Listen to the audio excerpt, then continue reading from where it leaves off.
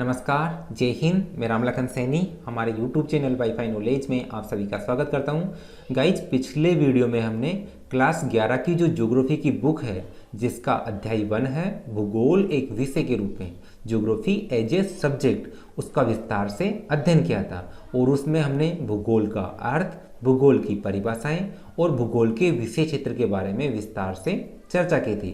और आज के इस वीडियो में हम अध्याय 1 का ही जो शेष रहा भाग है, भौतिक भूगोल एक परिचय, इसका विस्तार से अध्ययन करेंगे। और इसके अंतर्गत हम भौतिक भूगोल के अर्थ, भौतिक भूगोल की परिभाषाएं और भौतिक भूगोल के विषय क्षेत्र के बारे में विस्तार से चर्चा करेंगे। लेकिन आगे बढ़ने से पहले मैं आपसे एक रिक्वेस्ट करना चाहूँगा कि यदि आप हमारे इस चैनल पर नए हैं तो आप इस चैनल को सब्सक्राइब कर लीजिएगा और साथ ही साथ बेल आइकन पर भी प्रेस कर दीजिएगा, ताकि आने वाले वीडियोज़ की नोटिफिकेशन आपको मिल सके। तो चलो शुरू करते हैं। देखिए, पिछली क्लास में हमने भूगोल की दो प्रमुख शाखाओं के बारे में अध्ययन किया था, जिसमें पहली है भौतिक भूगोल और दूसरी है मानव भूगोल। भौतिक भूगोल के अंतर्गत भूगणित, भूभौतिकी, खगोलीय भूगोल, भू आकृति विज्ञान, जिसको हम जियोमॉर्फोलॉजी के नाम से भी जानते हैं। इसके अलावा जलवायु विज्ञान, जिसे क्लाइमेटोलॉजी के नाम से जानते हैं, समुद्र विज्ञान, ओशियनोग्राफी के नाम से जानते हैं। इसके अलावा जल विज्ञान, हिमनद विज्ञान, मृदा विज्ञान, जैव विज्ञान, चिकित्सा भूगोल, पारिस्थितिकी भूगोल और मानचित्र कला, इन सभी का अध्ययन हम भौतिक भूगोल के अंतर्गत करते हैं।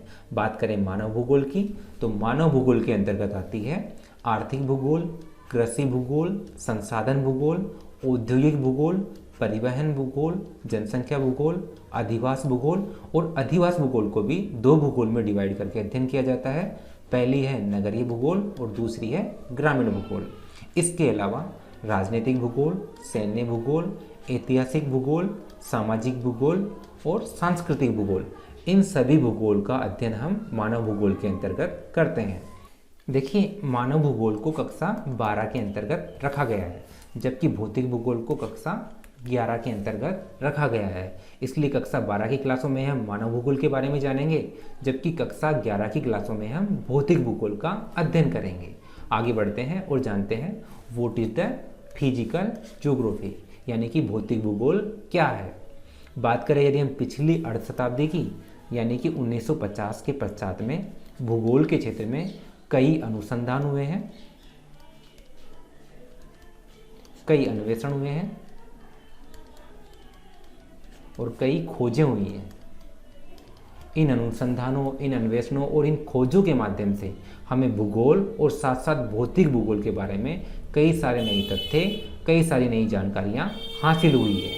इन अनुसंधानों के माध्यम से हमें पृथ्वी की आंतरिक संरचना कैसी है, इसका पता चला है। इसके अलावा महाद्वीपों, महासागरों और पर्वतों की उत्पत्ति किस प्रकार से हुई है, इसका भी हमें पता चला है। इसके अलावा हमें ज्वालामुखी, भूकंप, बाहरी वायुमंडल और इस बाहरी वायुमंडल के बाहर जो अंतरिक्ष है, इसके बारे में भी बहुत सारे नए तथ्य, बहुत सारी नई जानकारियाँ हासिल हुई है। देखिए, जैसा कि मैंने आपको बताया था, भूगोल के दो पहलू हैं, एक तो है भौतिक पहलू और दूसरा है मानवीय पहलू। भौतिक भूगोल के अंतर्गत हम भौतिक तत्वों का अध्ययन करते हैं, जबकि मानवीय पहलू का अध्ययन हम मानवीय भूगोल के अंतर्गत करते हैं। देखिए, भौतिक भूगोल मानवीय भूगोल से प्रभावित रहती है और मानवीय भूगोल जो है भौतिक भूगोल से प्रभावित रहती है। यानी कि मानवीय जीवन पर, मानवीय क्रियाकलापों पर भौतिक तत्वों का पृथ्वी के भौतिक स्वरूप का बहुत प्रभाव रहता है। इसी प्रकार भौतिक भूगोल भी मानवीय तथ्यों से प्रभावित रहती है। आगे बढ़ते हैं और अब हम जान लेते हैं भौतिक भूगोल का अर्थ एवं परिभाषा। विद्वान फिलिप ने कहा कि भूगोल एक वृक्ष है और इसकी जो जड़ें हैं वो भौतिक भूगोल की मिट्टी में स्थित है, तथा इसकी जो शाखाएं हैं वो मानवीय क्रियाकलाप के प्रत्येक पक्ष का अध्ययन करती है। इस प्रकार विद्वान फिलिप ने भौतिक भूगोल का जो इम्पोर्टेंस है उसको स्पष्ट किया। उन्होंने कहा कि the tree of geography has its roots in soil of physical geography and its branches cover every phases of human activity. इस प्रकार विद्वान फिलिप ने न केवल भौतिक भूगोल का इम्पोर्टेंस बल्कि मानवीय भूगोल के इम्पोर्टेंस को भी स्पष्ट किया। जिस प्रकार से एक वृक्ष के लिए जड़ें भी उतनी इम्पोर्टेंट होती है जितनी उसकी शाखाएं होती हैं, जिस प्रकार से जड़ों के बिना शाखाओं का कोई इम्पोर्टेंस नहीं रहता, उसी प्रकार शाखाओं के बिना जड़ों का भी कोई अस्तित्व नहीं रहता है। कहने का मतलब ये है कि भौतिक भूगोल के जो तथ्य हैं वो मानवीय भूगोल से प्रभावित रहते हैं और मानवीय भूगोल के जो तथ्य हैं वो भौतिक भूगोल से प्रभावित रहते हैं। आगे बढ़ते हैं और अन्य विद्वानों की परिभाषाओं को भी हम जान लेते हैं। कांट के अनुसार कांट ने कहा कि भौतिक भूगोल विश्व के ज्ञान का प्रथम भाग है एवं निश्चित ही विश्व का वस्तुबोध को समझने के लिए एक प्राथमिक आवश्यकता है। Physical geography is the first part of knowledge of world, Indeed it is essential primary of understanding over perceptions of world. और इसके बाद में पायरेबाइट के अनुसार पायरेबाइट ने बताया कि मानव सभ्यता से अप्रभावित पृथ्वी के दृश्य प्राकृतिक धरातल का अध्ययन भौतिक भूगोल है। इनके अनुसार physical geography is the study of visible natural surface before the intervention of Mankind. ऐसा पायरेबाइट ने अपनी परिभाषा के माध्यम से बताया। इसके अलावा एक अन्य विद्वान की परिभाषा को भी जान लेते हैं। आर्थर होम्स ने कहा भौतिक पर्यावरण का अध्ययन ही स्वयं में भौतिक भूगोल है। देखिए, इन्होंने कहा कि भौतिक पर्यावरण का अध्ययन ही स्वयं में भौतिक भूगोल है, जिसके अंतर्गत स्थलाकृति, भूआकृति विज्ञान, सागरों, महासागरों, समुद्र विज्ञान और वायुमंडल, इन सभी का अध्ययन सम्मिलित है। The study of physical environment by itself is physical geography which includes consideration of surface relief of the globe, of the seas and oceans and the air। ऐसा आर्थर होम्स ने भौतिक भूगोल की परिभाषा में कहा। इस प्रकार आर्थर होम्स ने अपनी परिभाषा के माध्यम से स्पष्ट किया कि भौतिक भूगोल के 3 घटक हैं, स्थलमंडल, जलमंडल और वायुमंडल। और सामान्य रूप से यदि हम देखें तो भौतिक भूगोल में मुख्य रूप से स्थलमंडल, जलमंडल और वायुमंडल का ही अध्ययन किया जाता है। एक अन्य विद्वान लोबेक के अनुसार भौतिक वातावरण एवं जीवन के जो अंतर संबंध है उसके अध्ययन को ही हम भौतिक भूगोल के नाम से जानते हैं। The physical geography is the study of inter relationship of physical environment and life. ऐसा केन ने अपनी परिभाषा के माध्यम से स्पष्ट किया। एक अन्य विद्वान केन के अनुसार भौतिक वातावरण का अध्ययन ही भौतिक भूगोल है। भौतिक वातावरण का अध्ययन ही भौतिक भूगोल है। देखिए, केन ने कितने सरल शब्दों में सटीक परिभाषा दी है कि जो भौतिक वातावरण है उसके अध्ययन को ही हम भौतिक भूगोल के नाम से जानते हैं। The study of physical environment is called physical geography. एक अन्य विद्वान हेमंड और हॉर्न के अनुसार भौतिक भूगोल प्राकृतिक घटनाओं के अध्ययन से संबंधित है। हेमंड और हॉर्न ने कहा कि भौतिक भूगोल जो है वो प्राकृतिक घटनाओं के अध्ययन से संबंधित है। The study of physical geography deals with natural phenomena. ऐसा हेमंड और हॉर्न ने अपनी परिभाषा के माध्यम से स्पष्ट किया। अब हम जान लेते हैं भौतिक भूगोल की प्रकृति एवं अध्ययन क्षेत्र को। इस स्लाइड के माध्यम से हमें भौतिक भूगोल की प्रकृति एवं अध्ययन क्षेत्र को जानने में सुविधा रहेगी। देखिए, जैसा कि हम सभी जानते हैं कि हमारी पृथ्वी पर 30% क्षेत्र पर स्थलमंडल है, जबकि 70% पर जलमंडल है। और इस पृथ्वी के चारों तरफ एक वायु का आवरण है जिसे हम वायुमंडल के नाम से जानते हैं। हमें यह भी पता होना चाहिए कि ये जो तीनों मंडल हैं, स्थलमंडल, जलमंडल और वायुमंडल, ये तीनों एक दूसरे से घनिष्ठ रूप से संबंधित रहते हैं। यानी कि स्थलमंडल जलमंडल से प्रभावित रहता है और जलमंडल स्थलमंडल से प्रभावित रहता है, और इन दोनों मंडलों से वायुमंडल भी प्रभावित रहता है। और इन तीनों के सहयोग से एक मंडल की स्थापना होती है जिसे हम जीवमंडल के नाम से जानते हैं। और इस प्रकार भौतिक भूगोल के अंतर्गत हम इन तीनों मंडलों का स्थलमंडल, जलमंडल, वायुमंडल और जीवमंडल, इन सभी का अध्ययन करते हैं। सबसे पहले हम जान लेते हैं कि स्थल मंडल के अंतर्गत कौन कौन से भौतिक तत्वों का अध्ययन किया जाता है।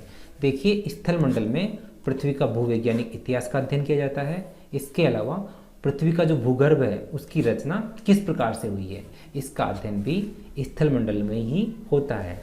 इसके अलावा हमें पता है कि पृथ्वी का जो आंतरिक भाग है वो विभिन्न प्रकार की सेलों से बना हुआ है। तो उन सेलों के प्रकार कौन कौन से हैं और उनकी संरचना कैसी है, ये भी स्थल मंडल का ही विषय है। इसके अलावा पृथ्वी पर जो ढाल है और अंतर्जात एवं जो बहिर्जात बल हैं, इनका अध्ययन भी स्थल मंडल के अंतर्गत ही किया जाता है। इनके अलावा भी मैदान, पठार, पर्वत, मरुस्थल, चट्टानें, ज्वालामुखी, भूकंप, इन सभी भौतिक तत्वों का अध्ययन भी स्थल मंडल के अंतर्गत ही किया जाता है। आगे बढ़ते हैं और अब हम जान लेते हैं कि जलमंडल में कौन कौन से भौतिक तत्वों का अध्ययन किया जाता है।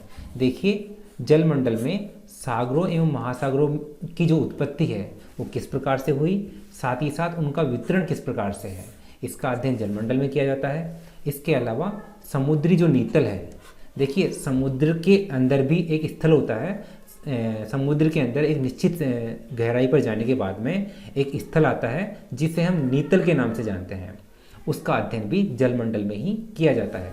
इसके अलावा जल के भौतिक एवं रासायनिक गुण एवं उसकी संरचना कैसी है, इसका अध्ययन जलमंडल के अंतर्गत किया जाता है। इसके अलावा जल का संचार, देखिए महासागरों में जल में कई प्रकार की गतियाँ रहती है, महासागरों के जल का स्थानांतरण होता रहता है, उसका अध्ययन भी जलमंडल के अंतर्गत ही किया जाता है। इसके अलावा महासागरीय निक्षेप, महासागरों में जो जल है उसका तापमान, उसकी लवणता और उसका घनत्व कितना है, इन सभी तत्वों का अध्ययन जलमंडल के अंतर्गत ही किया जाता है। इसके अलावा ज्वार भाटा, प्रवाल भित्तियाँ, लहरें एवं धाराएं, ये सभी जलमंडल का ही विषय है।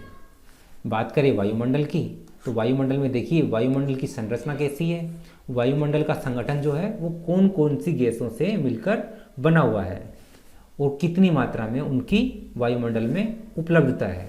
इसके अलावा वायुमंडल में वायुमंडल की ऊंचाई कितनी है, वायुमंडल में विभिन्न क्षेत्रों का तापमान कितना है और वहाँ विभिन्न क्षेत्रों में वायुमंडल का वायुदाब कितना रहता है, इन सभी तत्वों का अध्ययन वायुमंडल में किया जाता है।